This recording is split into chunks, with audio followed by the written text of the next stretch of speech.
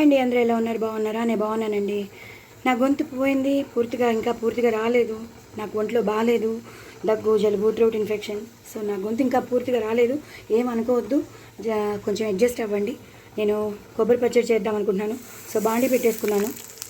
ఆవాలు, జీలకర్ర, ఎండుమిరపకాయలు, మినపప్పు, శనగపప్పు, ధనియాలు, నువ్వులు ఇవి నేను వేసేసుకున్నానండి.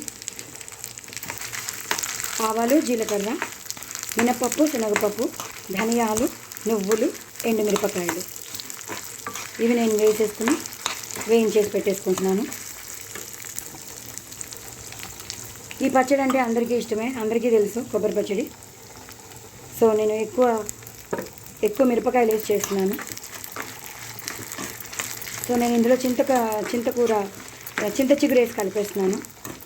ఒకవేళ సరిపోకపోతే చింతపండు వేసుకోవచ్చు. నా దగ్గర చాలా కొంచెమే ఉంది చింత చిగురు అనేది.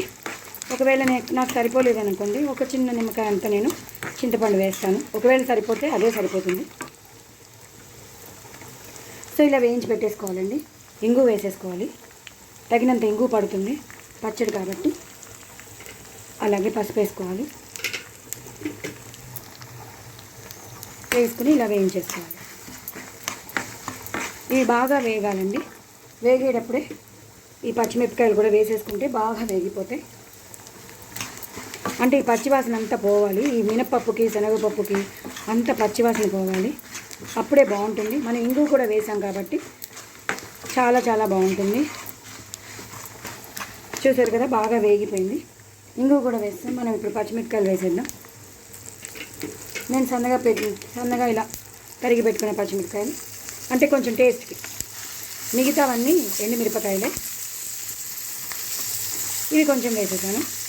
దీంతోపాటు కొంచెం కరివేపాకు కూడా వేసేస్తాను. అలాగే కొంచెం ఉప్పు వేసేస్తాను. అంతా దీంట్లోనే వేసేస్తున్నానండి. అలాగే కొంచెం కారం వేసేస్తాను. అన్నీ వేసేసానండి. ఇప్పుడు మనం ఏం చేయాలంటే, ఇది బాగా వేయించేసుకున్నాక ఇందులో మనం కొబ్బరి వేసేసి గ్రైండ్ చేసేసుకోవడం. ఒక్క నిమిషం. ఇదే టైంలో నేను చింత చిగురు కూడా వేసేస్తాను. నేను చెప్పాను కదండి, నా దగ్గర కొంచెమే చింత చిగురు ఉంది. సో నేను ఆ చింత చిగురు వేసేసాను. ఈ చింత చిగురు ఇలా వేయించేసేస్తే అయిపోతుంది.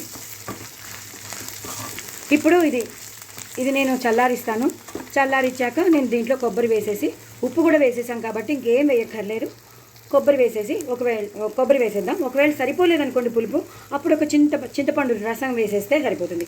సో నేను మీకు చెప్తాను సరిపోయిందో లేదో. ఫస్ట్ అయితే ఇలా చల్లారి పెట్టేసుకున్నాక కొబ్బరి ముక్కలు వేసేసి నేను గ్రైండ్ చేసేటప్పుడు మీకు చూపిస్తాను.